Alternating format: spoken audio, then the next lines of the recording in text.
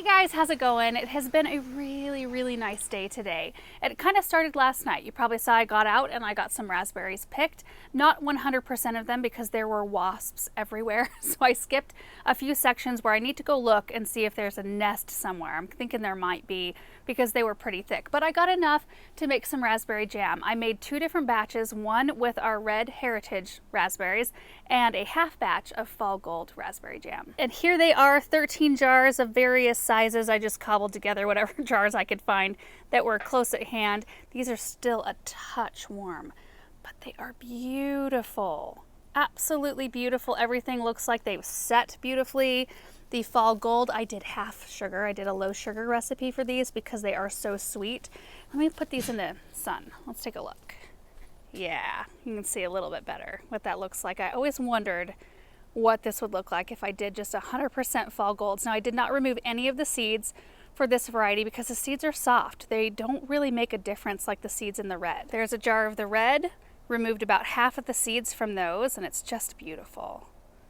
Like jewels in there. So that's kind of been my morning. It's just been so relaxed and wonderful, but we are going to get out. Erin is going to fertilize the grass and share some details about that with you.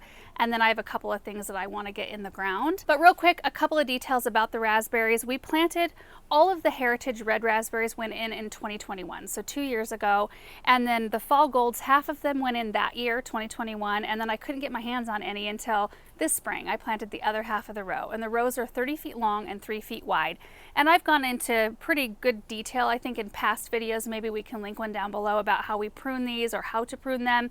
We do the easy approach. While an ever-bearing variety can bear through the season, like it'll give you a June crop and then a later crop in the season, I treat mine all the same, and I go in and just mow them all down. Late winter, early spring, I just cut them all down, which forfeits your early crop. So you do miss out on that, but it gives you a bigger bumper crop about this time of year where you just get a massive amount of berries. And honestly, with everything we have going on here, I don't want to have to pick raspberries all throughout the summer. It's kind of nice to have things happen in stages. So our strawberries are kind of the same way. There's June bearing strawberries, and half of our row is June bearing. So those are all done for the season. We got a huge amount this spring. Half of the row is ever bearing, and they just keep on producing all through the season. And while that's awesome, it's something you just have to keep in the forefront of your mind to get out there and pick them so that they don't go to waste. So with the raspberries, I prefer them all to come at one time, and they've been bearing for weeks now. And they will bear through a frost. So it's a pretty good harvest window, I think. Anyway, I just used the pectin, like the powder pectin, and I follow the recipe that's in the little pamphlet that comes in the box. So I did a low sugar one for the fall golds, the full sugar one for the red raspberry. My brother's actually here somewhere. He's out looking at the pond with Erin, I think. And I'm gonna send him home with a couple of jars because he loves raspberry jam. But it just feels good to get some of that stuff canned. I'm doing a little bit better of a job getting stuff preserved that we can use this winter, but I'm only canning stuff that I know we will eat. Anyway, for the rest of our day, let's run out and get some plants and put them in the ground, and then Erin's gonna show us the fertilizing. All right guys, so I've got two different varieties of things we're gonna be putting in the ground today, both of which are brand new varieties for this year. One is an arborvitae called Sting, and the other one is a Durvella or Diarvella. I don't know if I'm saying that right, but it's called Kodiak Fresh. Real quick though, before I get into their details, I did want to mention what I fertilize our raspberries with because I feel like it bears repeating because they are doing so well out there. First off, they do get full sun. They do get consistent drip irrigation. And then I came in when I pruned them this spring, I think I gave them both hollytone and berrytone. I think I may have run out of the berrytone and I used hollytone. You could use garden tone, plant tone, any of the tones really, and do a first of the season application of fertilizer, and they will thank you for it. That's all they've received this year, other than at the same time I gave the fertilizer, I did put some soil acidifier around them because they do prefer a slightly acidic soil.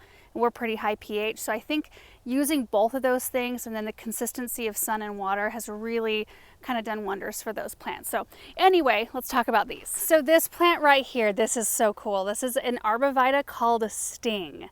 Now it's a brand new one, like I said, this year. The cool thing about this one is that it grows 15 to 20 feet tall and stays only 12 to 18 inches wide. Like an absolute pencil growing up out of your flower bed. I can't wait to see how these do. I do have 3 of them because I feel like with the type of space we have out here, you know, our flower beds are pretty far reaching. What is that?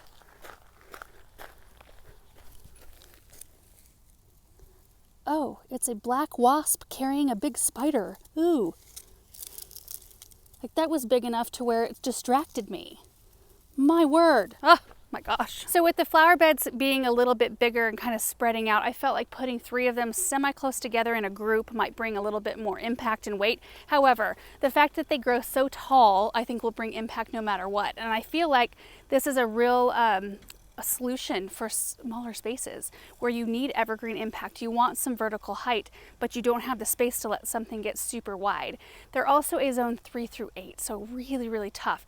In fact, I'm over here, you can see kind of on, well, the furthest south point of our property, right in here, you can see we kind of have this strip left over. We have some things that are gonna get wide, like that serviceberry will get rather wide. I've got a lilac right here that'll fill in.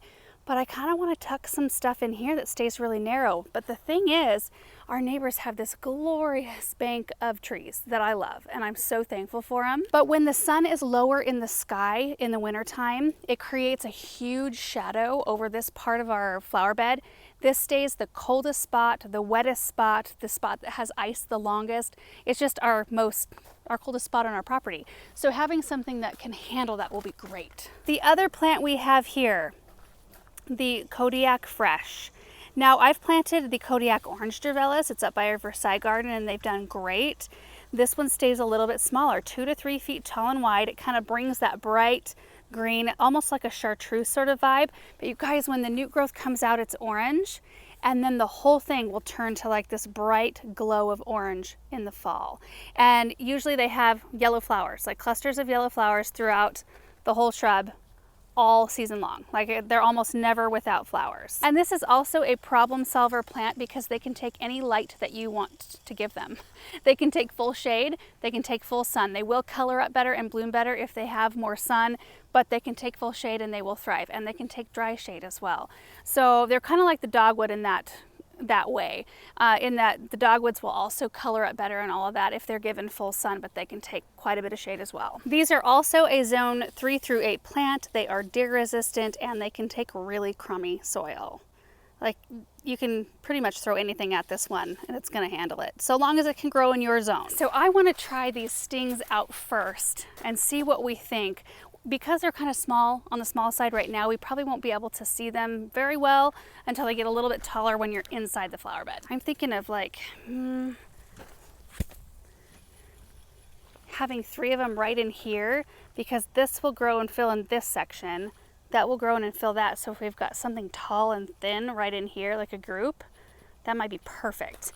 But they would also look really, well, I thought about putting them here too, but see, that's an Apollo maple and it grows 10 feet wide and it stays very narrow, and I don't really want too much of the same shape like right next to each other. Okay, I'm gonna get this figured out. We're gonna get these planted and then I'll show you where they end up.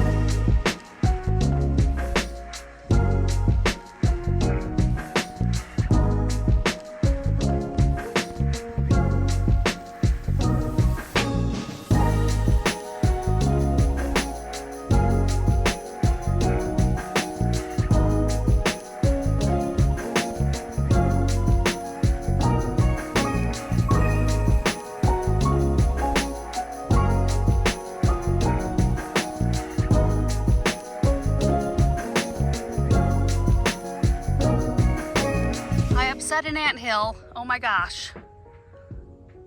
They were crawling on my arms before I realized it. All right, we got to get this one done fast.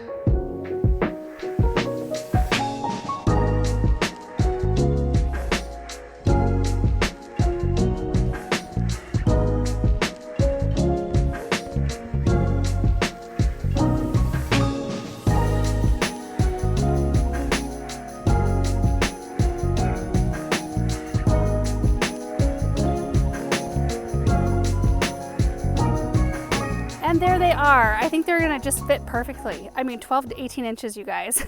There's still gonna be air between these. That's just wild to me that they will get that tall, yet stay so skinny. And I'm gonna pop over here. I could see them when they were still in their containers from the front. Oh, sort of. You can kind of see them popped back in there. I needed them to be far enough away from the serviceberry that they won't, be in the way of the canopy of that one, and still far enough away from the lilac to be all right. And I think that the placement's going to be just perfect right there, kind of right behind this little drift of hollyhocks. So imagine those, like, well, that tall. Yeah, amazing. Minus the anthill. I could have gone without having my knees right straight in an anthill.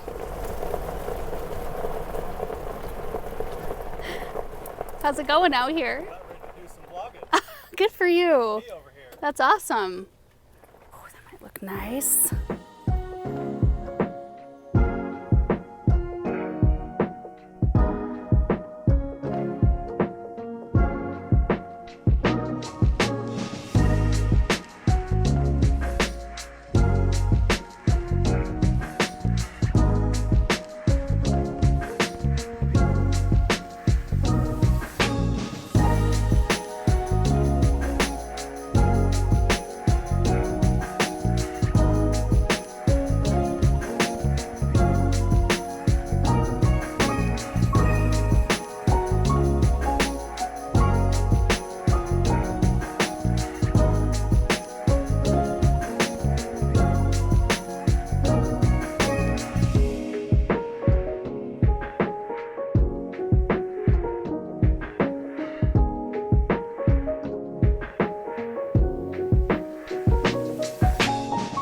So the Kodiak Fresh all ended up over on this side, but they are all separate. I set them out initially all around the base of these birch trees because it will end up being a shaded area, but it was just too much of the same texture. I felt like having that bright yellow in just like an individual pop here and there might be nice. So first one right there, I love it. I think it's going to be perfect there because we've got all the colors. We've got blue, we've got yellow, we've got red, and we've got green. And those are the 4 colors that we always look for in each spot.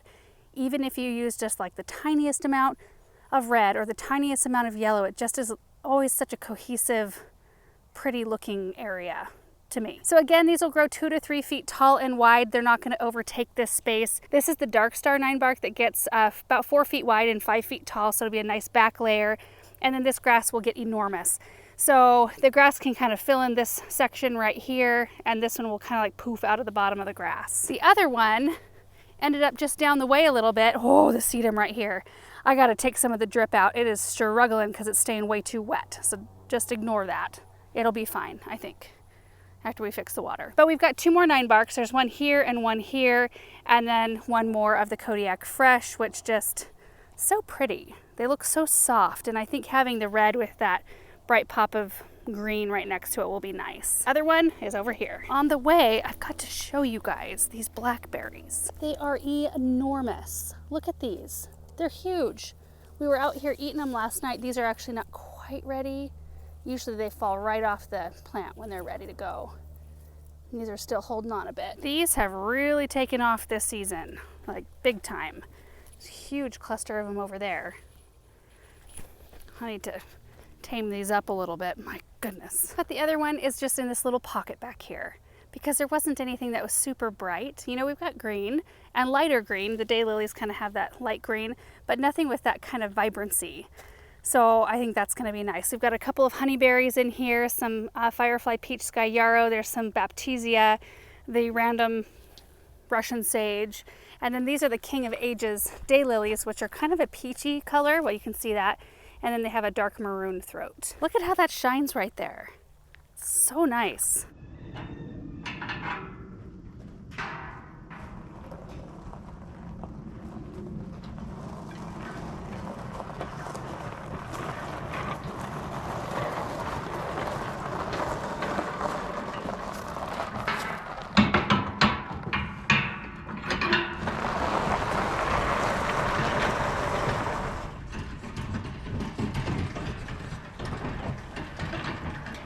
Okay, I'm about ready to fertilize the lawn, and I will show you what I'm going to use and my fertilizer spreader. I'm actually really happy with this spreader. I bought it a couple years ago. It's a Frontier SS1035B, and if you look on the website, you'll have a hard time finding it. But I bought it through my John Deere dealer, and they got it in. It's not a PTO driven, it's wheel driven, and just hooks up to either a lawnmower or a gator or whatever you got.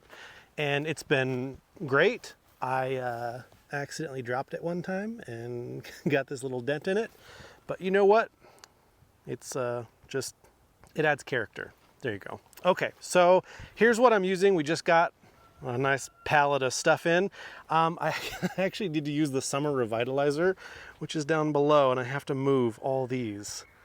I don't know if I should put them on top of the tree tone or just maybe like set another pile. But anyway, so I pretty much use all 4 of Espoma's lawn food products. They have a spring feed, an all seasons feed, and then they've got the summer revitalizer, which is the yellow bag, and fall application, which I'll probably do in about a month or so. I'm probably about a month late on putting the summer revitalizer down. I think you're supposed to do that sometime like July through August, and it's the beginning of September. I don't think it's that big of a deal. We have a pretty long growing season, so I've got plenty of time to put this down, and then, you know, another month to 6 weeks, I'll put down the fall winterizer. So anyway, let me just fill up the spreader, and it can take around, I want to say maybe like 7, 8, 9 bags at a time.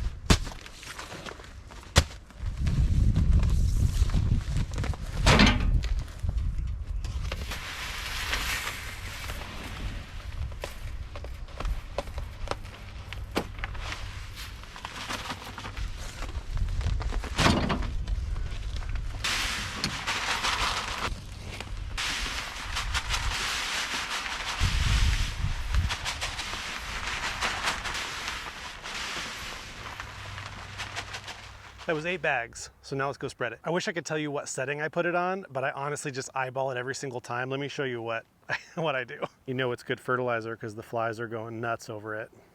Organic. Okay, so this little lever you pull out to release the material. So I kind of have to hit it pretty hard, and I let it go all the way, and then I push it back in just a little bit so it's not like 100% wide open. Like that. That's how scientific I am.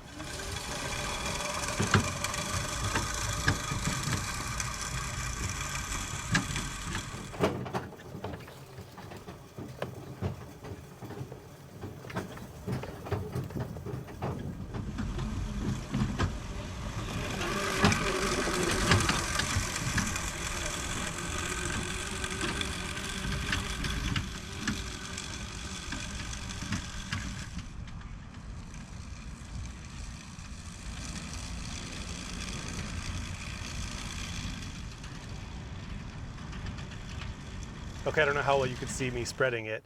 I looked on the website, and 1 bag covers 5,000 square feet. I know that I've got about an acre of grass out here, so that was pretty close. I didn't quite get the whole thing done. I need about 1 more bag, which would be about right. So, because an acre is what, like 4,300 square feet? So it should take about 9 bags to get the whole thing done. So I'm gonna do all the peripheral areas, like on the outside. Where's my finger? There it is, like the east side lane, and then, I don't know if you can see it, but the loop over here. So I'll probably put another 8 bags in there, since that's about all I can fit, and hopefully I should be able to cover all the rest of our grass with that. Okay, I just went and got my drone so that hopefully you can see the paths that I'm taking a little better here in the south garden. I'm gonna put it up in the air. I think I found the most efficient path for these grass pathways out here, and you guys will have to watch and tell me if you think that I can be any more efficient without stopping or going over the same areas too many times. There's 2 spots where I'm going to go over the same spot, but I just figure, you know what, it's just, it is what it is. But I think this is the most efficient path, so tell me what you think.